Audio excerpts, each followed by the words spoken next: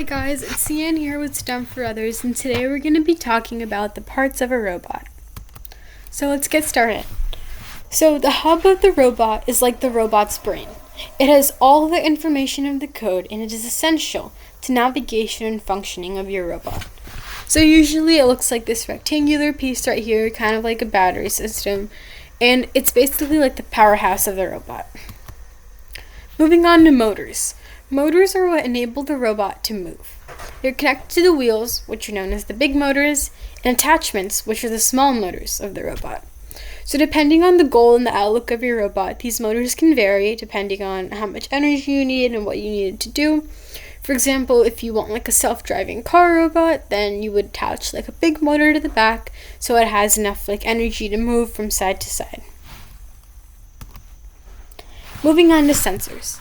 Sensors help with navigation and interaction. There are multiple types of sensors, like color sensors, touch sensors, gyro sensors, and more.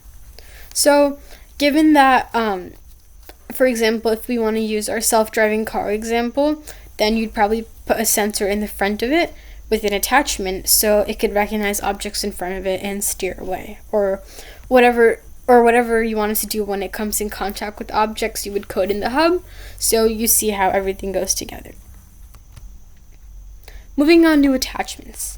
Attachments are unique parts to your robot that are designed by you. These interact with mission elements and are designed specifically to your robot's needs. So basically, depending on, again, what you want the robot to do is the type of attachments that you would use. So for using our example of a self-driving car, then you would probably want a good attachment to hold the camera firmly in front of the robot so it can like detect the object. So that's something that you would use there. Okay, and if we're coming closer to building with a robot, then they're just like this is if you're doing it using Spike Prime. So the first step would be to gather your materials, receive your hub, motors, gears, and Legos. And the second step is to download. So download Spike Prime, go to the units section, and download Competition Ready. And third, for instructions, in the Spike Prime app, click on Build at the bottom of your screen and start building. Follow Spike Prime's step-by-step Driving Base 3 building guide. And if we're going to get a closer look at attachments now. So why attachments?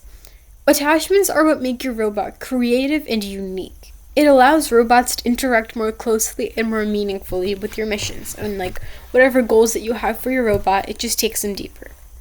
They're designed specifically to your robot.